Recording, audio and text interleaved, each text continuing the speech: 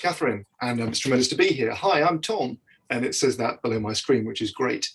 And as Catherine said, I write books about critical thinking and study skills for SAGE, and how to think for yourself. Alex and I chose this title, I guess, because it all begins, I think, with the idea of thinking and taking control of your own thoughts. And so I'm going to kind of talk without slides, and then Alex is going to come in and present us some slides, and then I'm going to sort of reflect on those. So we're hopefully going to sort of model the kind of thing we're talking about by having a bit of back and forth rather than just two straight presentations.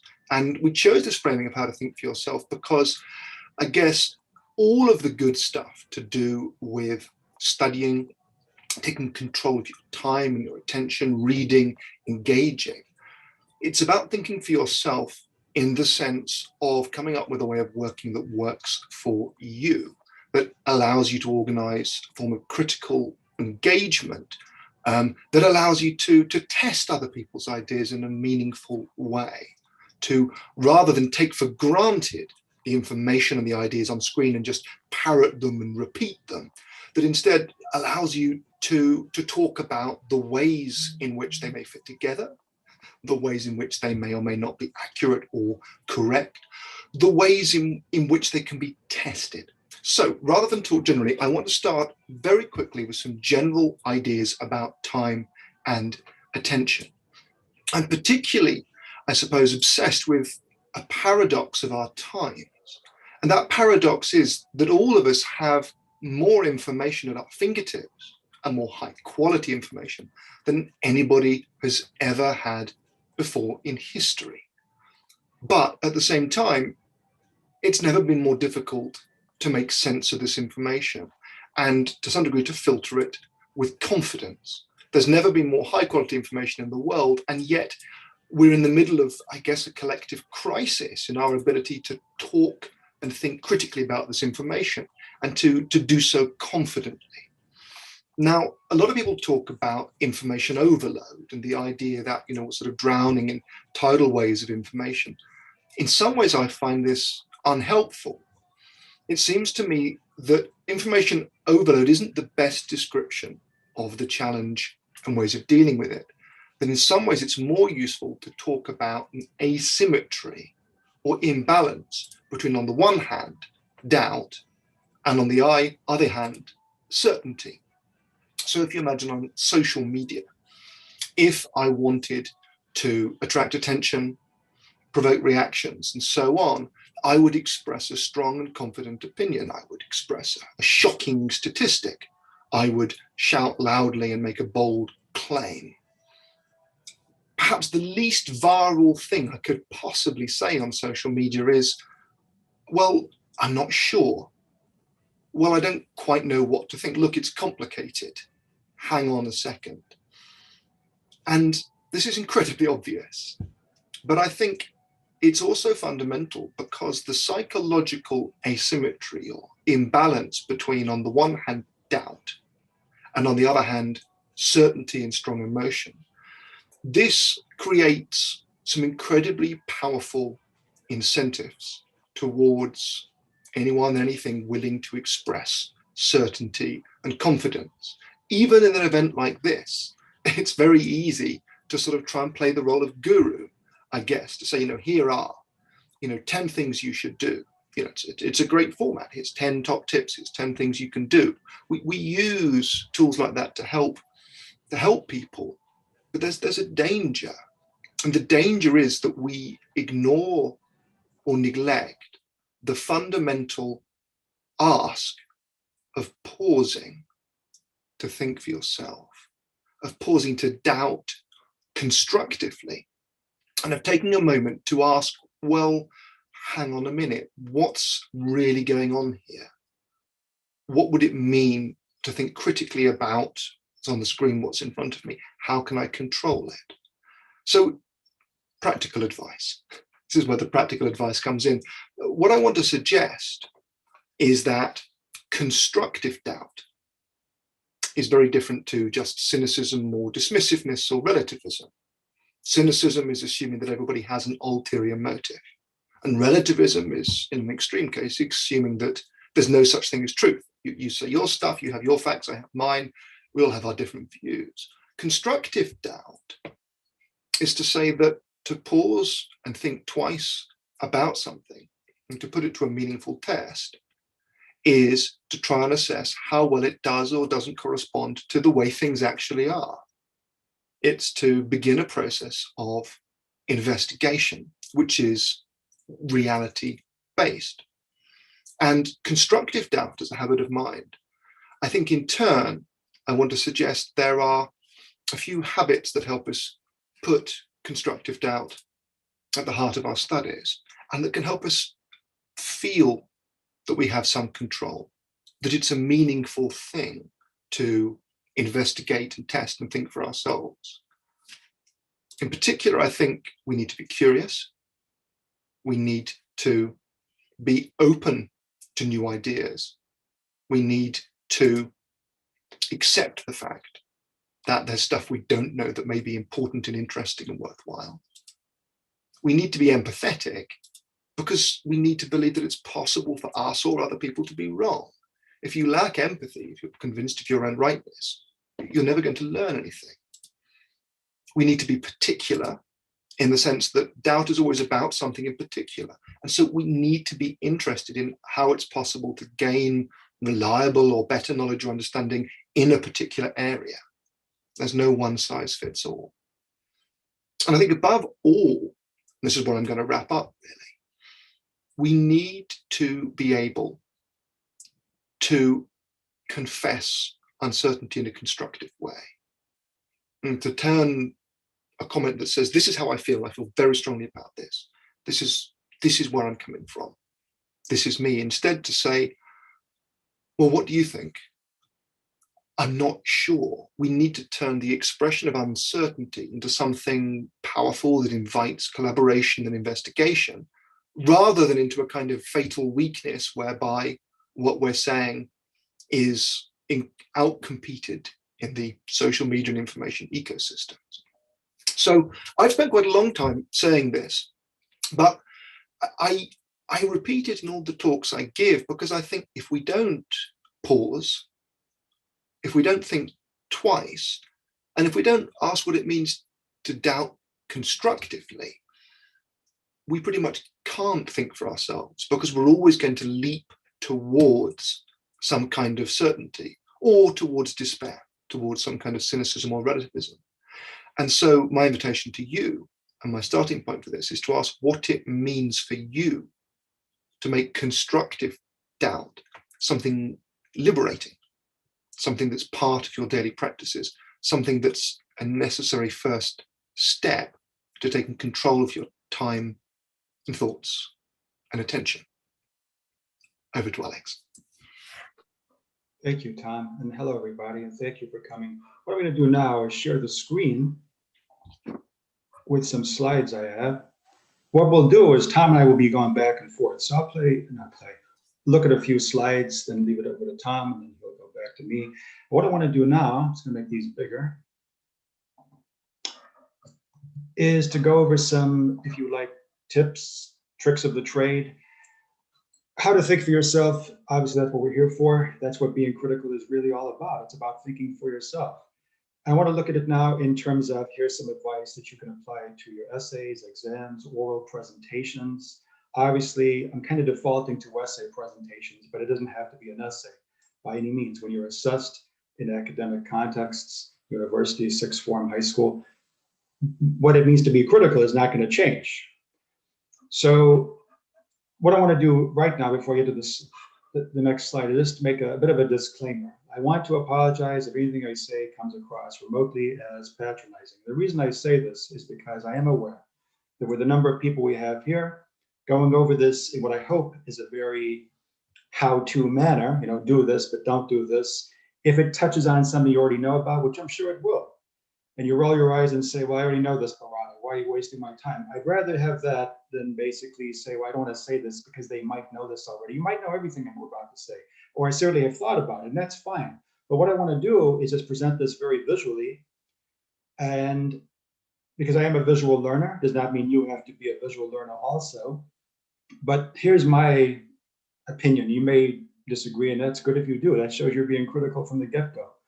But in university especially, I think students very often are given feedback, which means well, but feedback such as next time be more critical.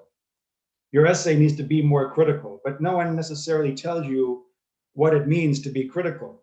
Now, we're not just here to tell you what it means to be critical, Tom and myself, but actually show you what it looks like, because I don't think I can really teach how to be critical like I can teach grammar.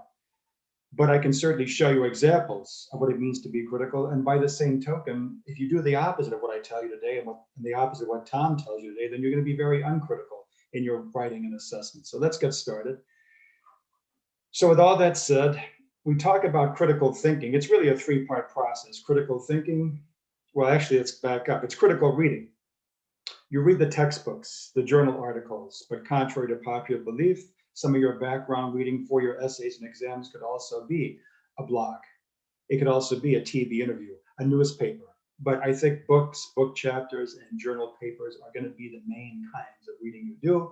And you read critically, which leads to critical thinking, which in turn leads to critical writing. Or if it's an oral presentation, critical speaking. But if it is an essay or an exam, something in written form, I would say go back to where you started and read critically. So read your textbooks critically, get some critical thoughts, make some critical writing, and then before you press the upload button or submit and leave the examination theater, as the case may be, read through it very carefully. Again, nothing you haven't thought about already. But what I want to make clear on this slide is, lecturers can't read your thoughts. And I think one of the biggest mistakes students make, from my experience at least, is, by page 2 or 3 or 4 of the essay, let's say it is an essay or an exam paper, it's just simply a cut and paste of what we told you in class. With nothing to do with plagiarism. Okay, it's not like you're ripping off someone else's material and passing it as your own, or a ghost writing service. Do not worry about that. No, what I mean is you're simply, to be blunt, regurgitating lecture notes, either things that I told you or the teacher told you, or simply the material from your class handouts. Now, the problem with that approach, maybe some students do this because they want to play it safe, but you can't play it safe if you want to get a higher score. If you simply cut and paste, not literally, but you know what I mean, in the main, you are taking what we told you, then it's probably going to be a 2-2, 55. I can't give you a specific score, but you're not going to get an A or a 70 or above. It's just not going to happen. I've always told students, even if you have perfect grammar, whatever that means, because there's lots of different types of grammar, in this case, standard English grammar, punctuation is fine, spelling is fine, there's no typos. If you write like Shakespeare but have no evidence of being critical, you're going to get a low score. Not a fail. You have to work very hard to get a fail, trust me, but a low score. If you have a few typos or grammatical errors, but you have really strong evidence that you're thinking for yourself and being critical, you'll get a higher score, maybe a 2-1, okay? That could be an entire score band of difference. We can be very forgiving of typos and grammatical errors, not to assume you'll have any of those, but if you did, the final score is quite lowly weighted toward presentation and grammar, but very highly weighted towards all the synonyms for critical thinking, like analysis, same difference. So in terms of critical reading, also don't be discouraged if you say to yourself, right, I'm no distractions, TV's off, radio's off, I'm going to sit here, read this book chapter, and make lots of critical notes. I'm going to think very critically. And 1 hour later, you've got nothing. Likewise, you're in front of the computer, and I know what this feels like. I'm going to write my first chapter. 1 hour later, you've typed maybe 2 words. You can't force critical reading, okay? Inspiration can come when you least expect it. You could be in the shower, you could be having breakfast, you could be walking to school or anywhere else, and suddenly get a great idea. Anything from micro level, like the title of your essay, to more macro level. I know what I want to say in relation to, pick an author, Freud, Davis, Kant, Labov. It can come when you least expect it. So that's true of me, it's true of everybody. So what can I really do? I can't teach you how to read. I can't teach you how to read critically. That is impossible. I think it is. I mean, I can't say, here's how you do it. I can just give you some advice. Ironically, I would try as much as possible when you approach your book reading, your textbook reading, to try and read it as if there wasn't some pressure on you, which is very hard. Imagine reading this without knowing that you have to read it to be critical, to get a high score. Imagine the assessment is not part of it. If it wasn't, would you still be reading the textbook? We don't know. But the point is, try and read it organically, naturally. Let the text speak to you. Sometimes you might be surprised. It could be one single word which jumps out at you in this one entire chapter. Example, I was reading, I'm a linguist, as was mentioned. I deal with language and identity. And I was reading a journal article about British students from the North who go to study in the South of England, of course. And whether it's conscious or not, they start to take on Southern phonemes. They start to sound more Southern. And the authors made a very telling statement. They said it's common for a student to take on more educated norms in their speech. Now, that one word, educated, that stood out to me like a sore thumb. What is an educated accent? There's no such thing. Oh yeah, there is, RP is educated. It's not uneducated. These labels are very much societal labels, not linguistic ones. The point is, one word was enough to generate for me 3 paragraphs of writing. So that's about as critical as you can get. But unfortunately, those moments don't happen very often, where you're so fortunate that one word or even one sentence can get so much material. So what does it mean to be critical? Here's a quick formula. It's really about asking the central question, what does this mean to me? Now that is quite broad. Being critical is broad. It's very abstract. So you might say, well, what does this mean to me is also quite broad, but it has to be because, Tom's talked about arguing. That's a very, very important part of it.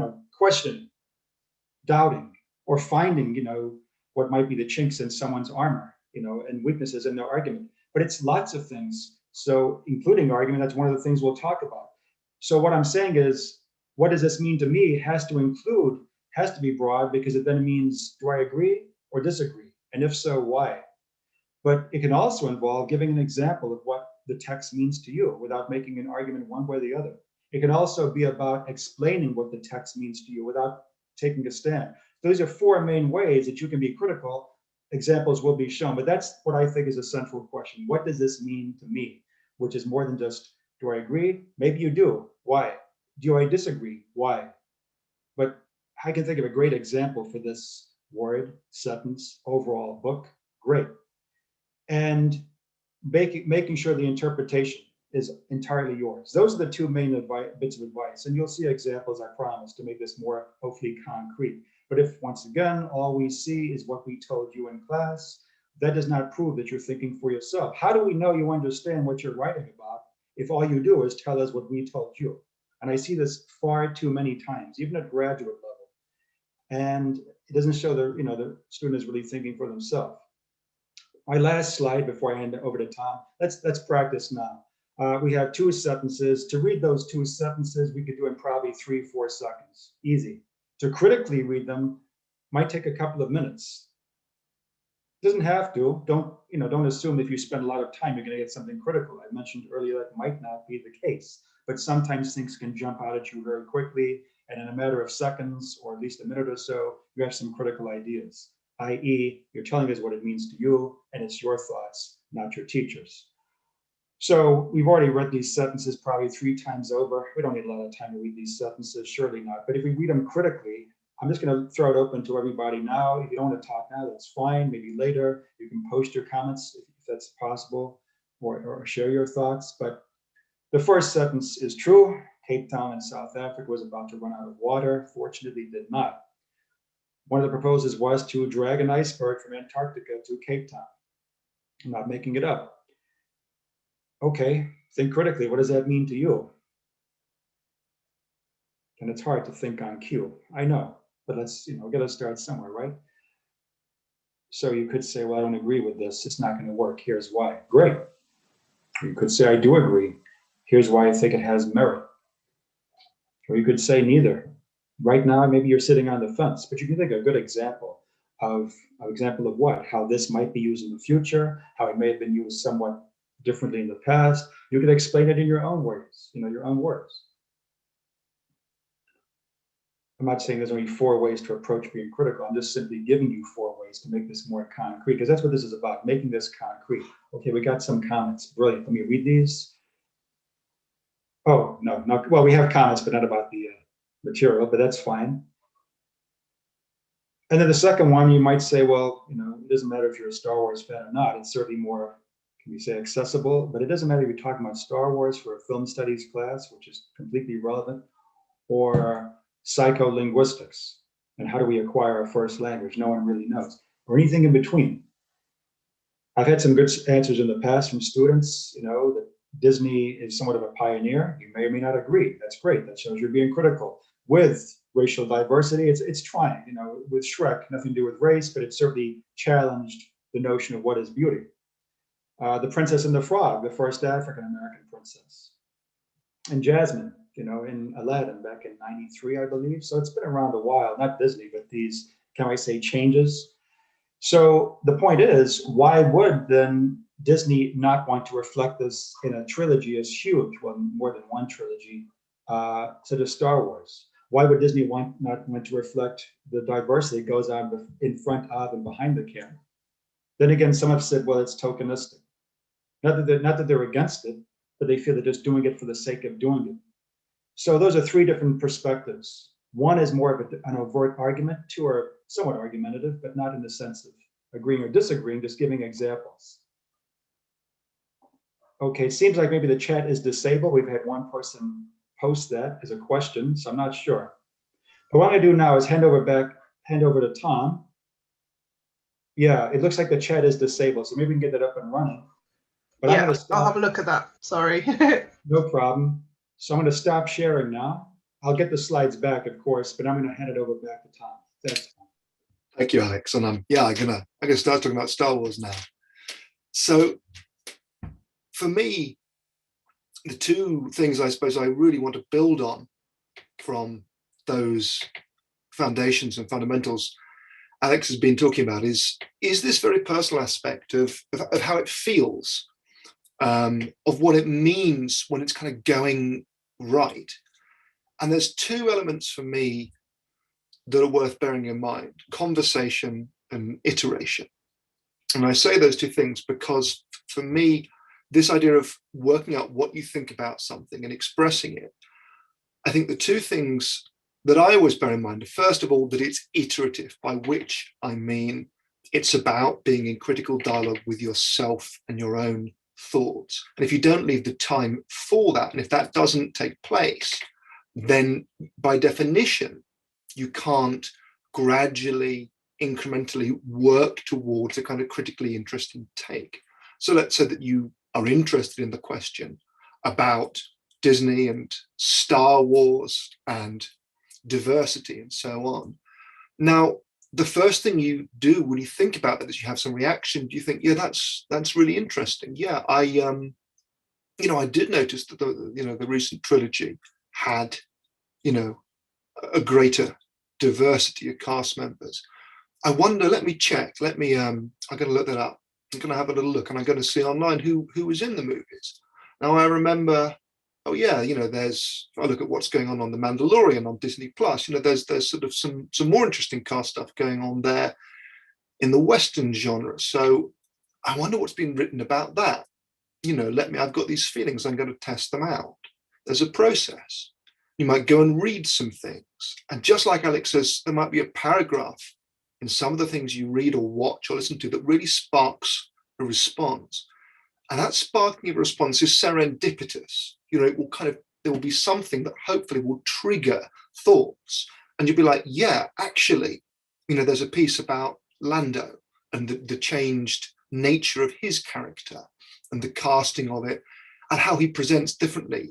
And that's really interesting. And for me, it's creating the space to kind of spark and generate and find out and repeat and spark and generate and see how far you can push this line of thought on its own merits. You're not trying to parrot other people's views. And the reason I said conversation is one of the best models for me of when this critical process really works and really gets somewhere is that it's like a good conversation. A good conversation is one in which people bring different things to the table and it's exploratory and interactive, and someone is coming in and sort of pushing and saying, well, why do you think that? Oh, that's really interesting. Why? What's going on there?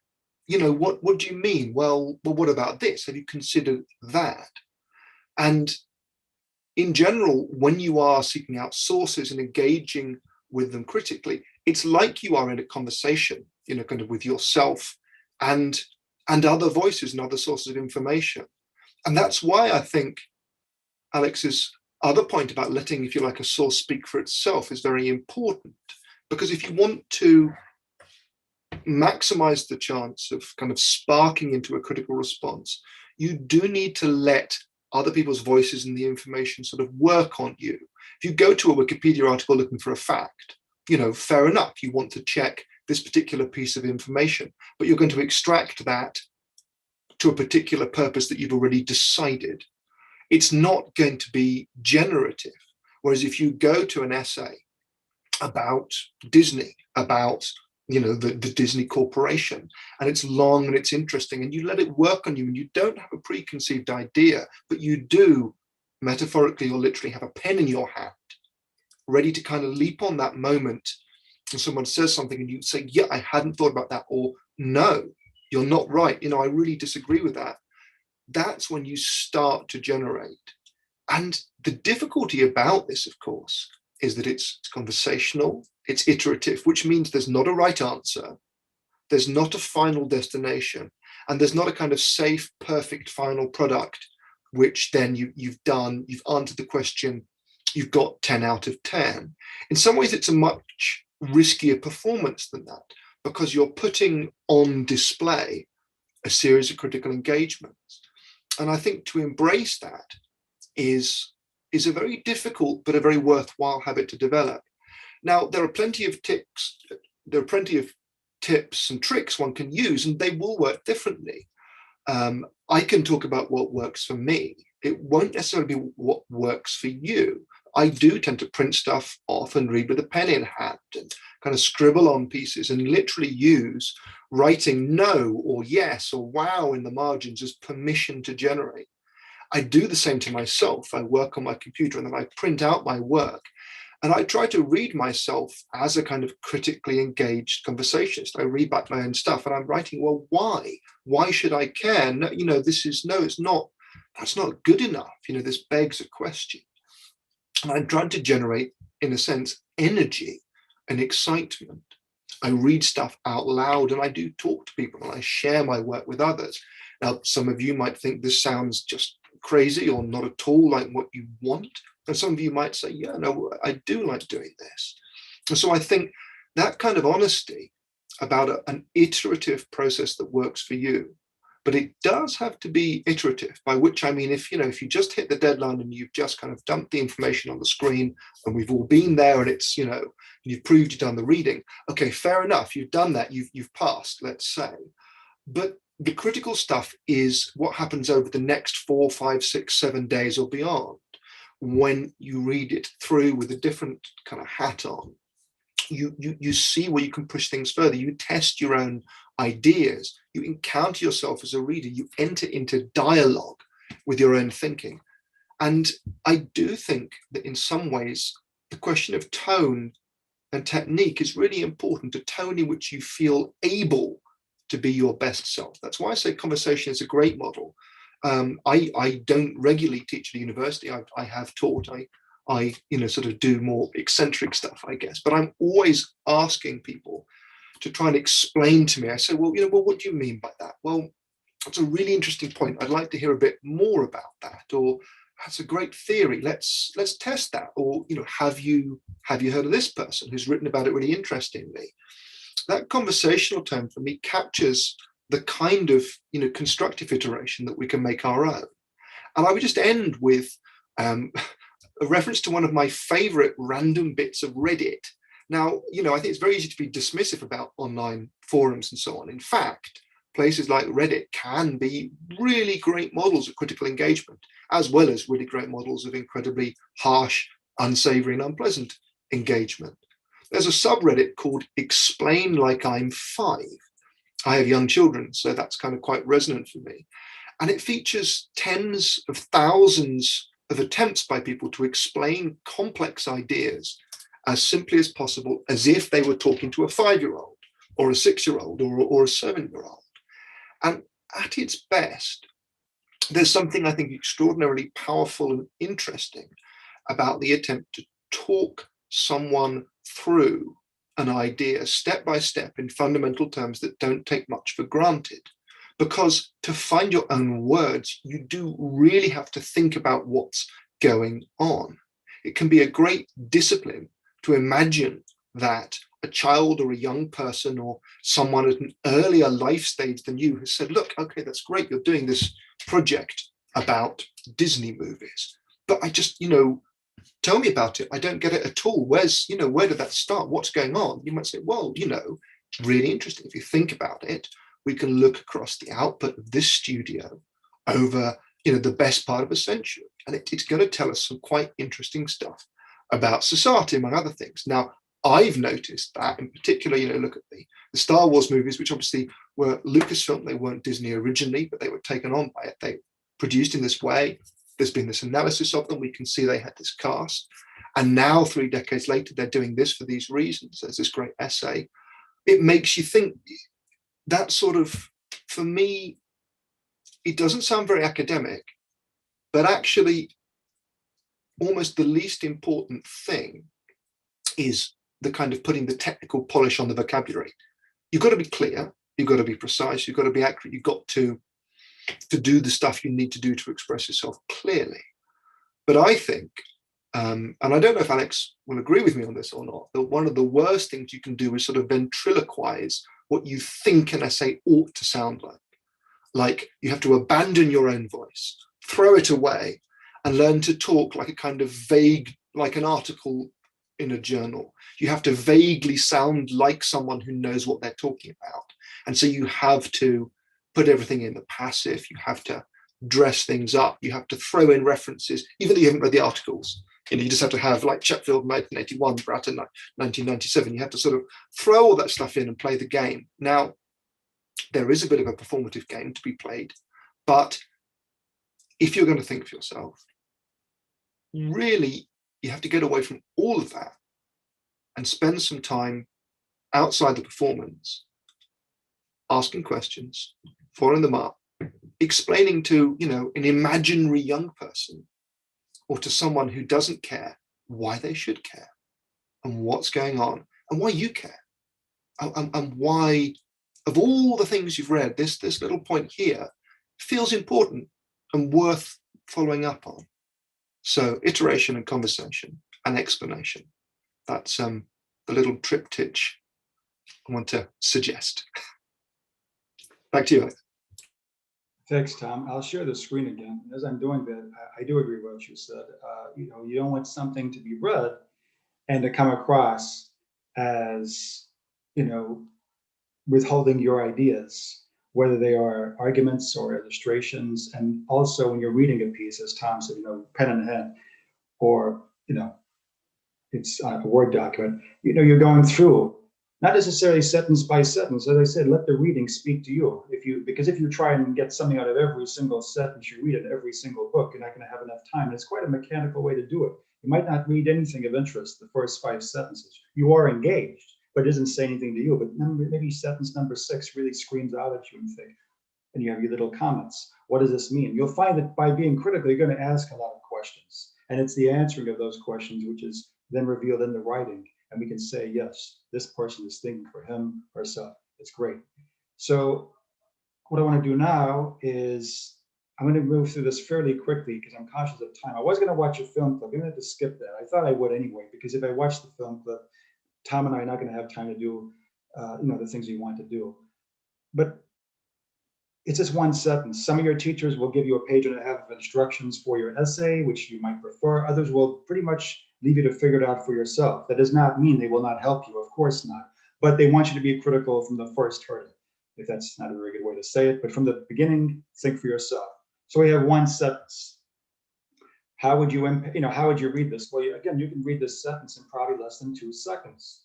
But to read it critically, so as to be able to understand what you're being asked to do, might take 5 minutes. Again, I don't want to make people feel insulted. You do this all the time. Of course you do. But a lot of the advice I'm giving you today, let me make it clear, is based on the mistakes I see every single semester, every single academic year. This is not just pulled out of thin air. These are the mistakes to avoid if you want to be critical. And you want to be uncritical, then ignore what we say. But I've seen a lot of essay questions, and it's essays written in response to a question, I should say. And by page 2 or 3, they didn't read the question carefully. Or they read it carefully, but they didn't critically read it. We identify the key words. Yeah, of course, you know that already. Of course you do. Then you have to interpret them, put it all together. So that's the question. Breaking it down, I'm going to move fairly quickly. Discuss, I'm sure you would know, discuss means you got to show both sides, pros and cons. Again, maybe you've already figured that out. I'm sure you have, but think about having equal weight. If you have, let's say, 6 body paragraphs, so everything other than the intro and conclusion, and you have 4 paragraphs focusing on the pros and only 2 focusing on the cons, the negative side, that might not sound very critical. It might sound a bit unbalanced and a bit biased because you're focusing only on the positive side of social media in the classroom and not so much the negative. But by implication, discuss means show both sides, but show equal weight, a 50-50 approach. And you might say, well, why doesn't the teacher tell me that specifically and spell it out for me? Some teachers will. Some teachers will do it, but only if you engage with them in conversation. They're going to let you do the detective work first. Social media, would you define this concept? You've not been asked to define it, so would you do it? See, this is being critical right here. Right away, you're being critical, thinking, what should I or should I not put in my essay? Should I define social media? You weren't asked to do it. Does that mean you shouldn't do it? Of course not. It might be good. You could start off with a description or a definition of social media. That'd be a good opening hook for your introduction paragraph.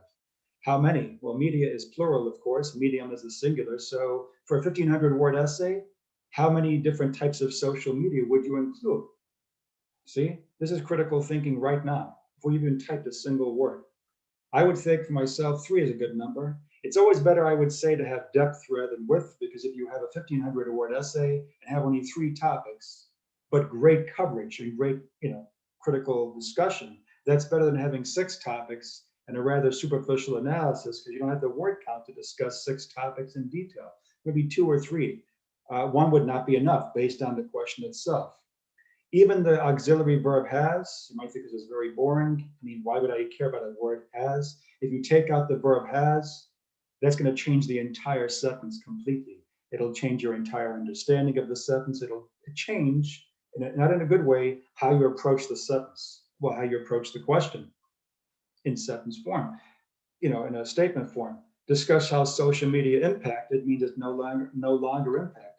Discuss how social media has impacted. It means it started in the past and is still impacting learning in some way. So that suggests you want to have a very, an overview of the past, I don't know, pick a period, maybe 10 years up until the present. What's been published recently about this subject? What started maybe 10 years ago? That's just an arbitrary starting point. Impacted, could be good, could be bad. We know by the word discuss, it's going to be both the good and the bad. Twitter can bring shy students out of their shell by posting comments anonymously, or at least not having to speak out loud. Online bullying is obviously a very negative aspect. Learning in the classroom. So you wouldn't necessarily include homework assignments, would you? What if students go home and do a homework assignment through a group chat? Well, that's social media, but it's not in the classroom. And you might think this is obvious. I hope everything I've said so far is obvious. I hope it sounds very obvious, because you'd be surprised how easy it is to not get all the detail you need to get because you misinterpreted or misunderstood. And I'm not suggesting you would do this, but again, I'm erring on the side of caution, so to avoid.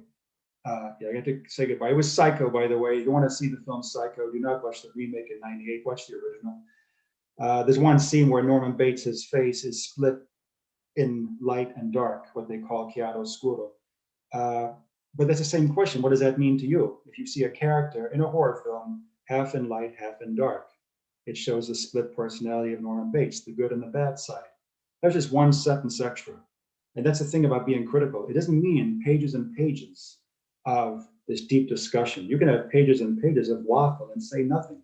It just means having a couple of well-placed sentences consistently throughout your essay. What I want to do now is move on to something very, very concrete. The biggest mistake I notice with students' essays, well, again, assessments in general. What is the big, if I had to choose one thing, it's not grammar, it is not typos, it is not misinterpreting or misspelling the word it's with or without the apostrophe, which is annoying. It is not illustrating. So if nothing else, from what I've said at least, do remember this. Whenever you refer to broad words or theories or concepts, what you might say, words which are quite abstract or could mean lots of different things, give an illustration. This is being critical right here. A lot of students don't do this. There's nothing wrong, by the way, of using broad words. It's absolutely fine. In your essays, you're going to use a lot of broad words, which could be technical words, jargon, or could be everyday words. So in linguistics, one of the technical words is the Wabbit phenomenon. But we could also take an everyday word like controversial. Now in medicine, a new drug could be controversial, could be life or death, literally.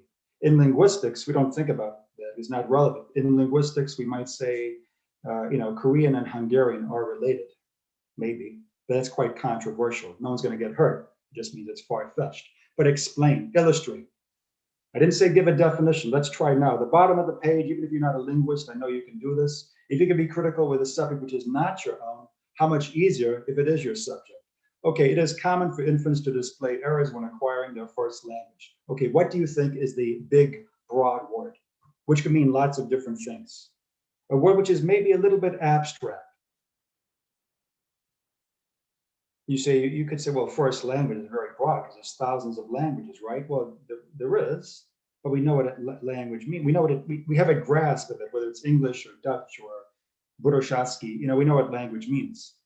Infants, well, it's quite concrete, really, about 2 to 4 years old as an infant, give or take. Anybody, what do you think is the broad word? Well, for me, and I hope you agree, not because you have to agree with me, but simply because it's a word which has multiple applications. It's errors. And here's a big mistake students make. They write sentences like this, and they don't illustrate the broad word. And I think the reason why is they think, well, my teacher said this essay, and even if he or she did not, they're the experts, right? We need to know that you understand what you're writing about. So if you do not take the time to illustrate broad, abstract words, then we don't know how much you know. It's a missed opportunity. So why would you illustrate broad words? Well, here are 5 benefits right here.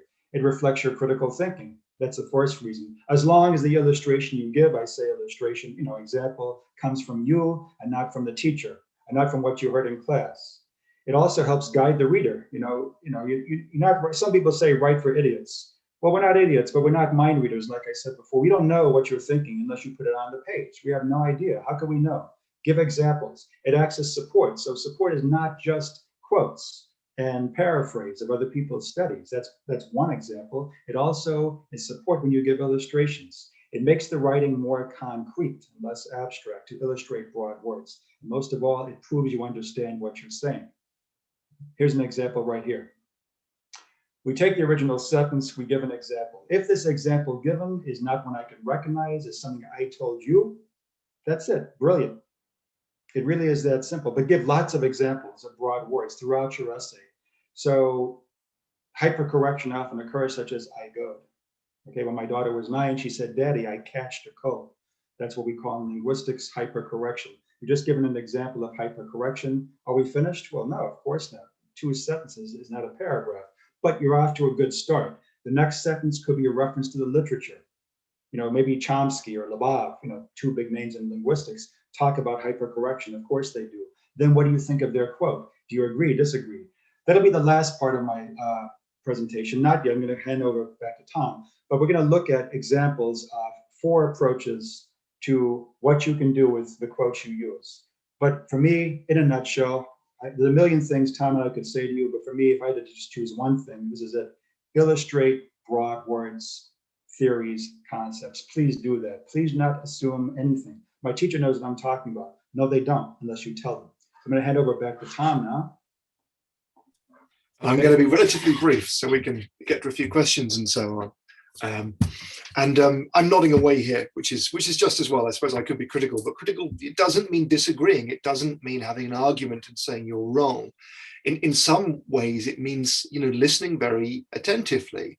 And I do love this point about paying very close attention to language, that you're almost always better off being particular and digging into something than in trying to cover a lot of ground. I think there's a lot of anxiety, critical thinking. It's a special, magical, difficult thing that you can only do, after great amounts of practice. No, in some ways, it's an everyday thing that involves, digging into the meaning of a word. And I think the meaning of words is a lovely thing to dig into because it's very rewarding.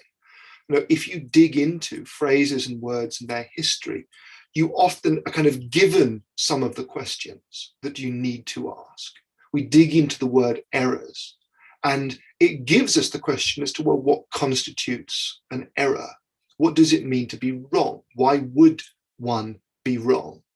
What is it about language that means that things such as hypercorrections occur? Partly because languages ultimately have conventions rather than rules, so to speak. You're not wrong in the way that you're wrong when you play chess. You're wrong because you lack awareness of various kinds of convention and construct, and so on. I think about this a lot with technology. I write a lot about technology, and I'm interested in helping people to think critically about the tools and systems they use. And a lot of the time that means surfacing questions that have sunk beneath conscious attention. So, for example, we use social media. We like and we follow people. And these are words that beg a lot of questions. In what ways are social media social? Now, of course, they're social. We interact with each other. They're micro-blogging platforms. We interact with so on. But they're social in a different way to socializing in a public square, or socializing in a library, or socializing at a party. And these differences are very salient. They're social, but they're also, if you like, performative, and they're mediated.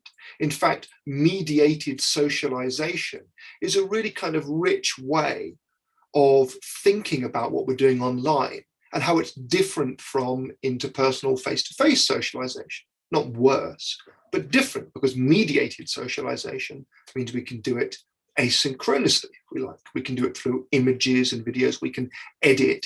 In fact, we can, in a sense, be uber critical thinkers about how others will perceive us. Our critical faculties are, lit up white hot most of the time we're on social media. On Instagram, you're applying a filter. You're picking from a number of different angles. You're doing hashtags. You're constantly thinking in a very sophisticated way. How will this be read? What story will it tell? What effects will it have? When you look at someone else's posts, unless you're very new to social media, you will be very aware of all kinds of things they're trying to do, and the subtexts and texts as to why this hashtag, why these emoji, why this place, why this drink, why this positioning, what it means. What does it mean that I like shanties on TikTok? What does it mean that I have this picture in my profile? What am I trying to say? Certainly, you wouldn't dream of just taking at face value everything that someone stuck on Instagram as a direct record of their life, as if you were in a room with them. And so we're very good at being critical thinkers. In a weird way, we're amazing at it in everyday life, but we're quite bad at it in academic situations, partly because we think that we're being asked to play a game where you say certain words, where you suspend your critical faculties, where you treat an article in a textbook like you'd never treat an Instagram post.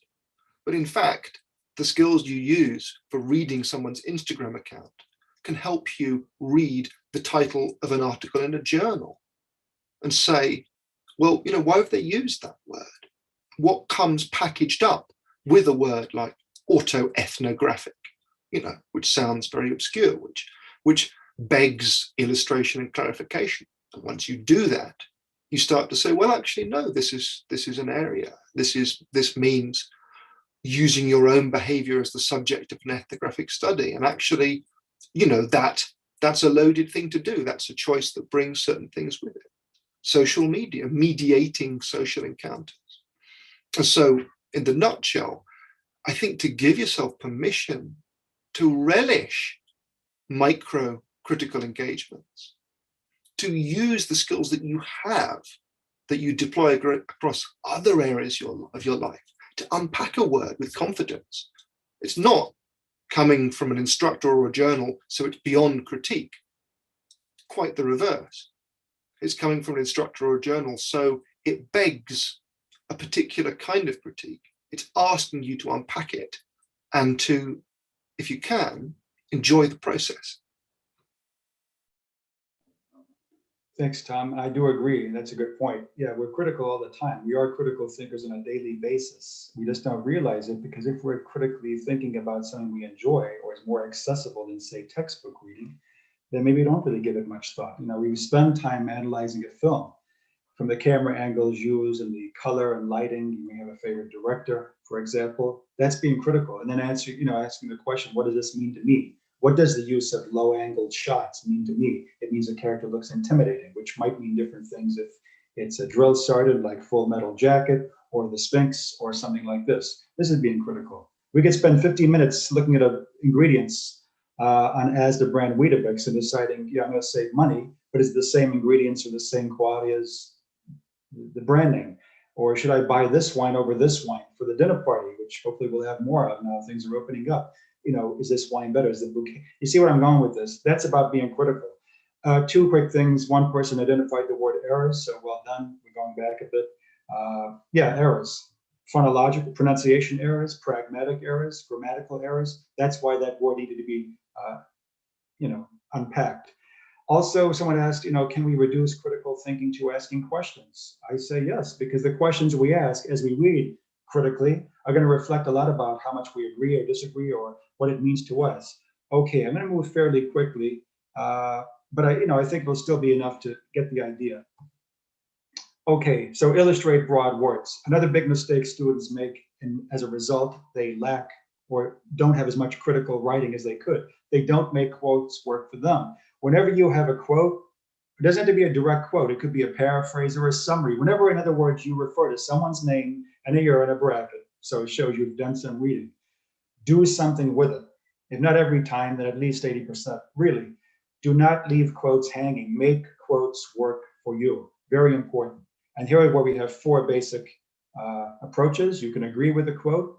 We're not really agreeing with the quote. More broadly, you're agreeing with what the author is saying. Explain why you agree. That's the critical part. Explain why you disagree. Don't do either. Give an example. We just talked about that. Or explain it in your own words. So I'm sorry it's going to be a bit rushed, but I do want to have time for questions. So here's the original text by John Doe, 2019.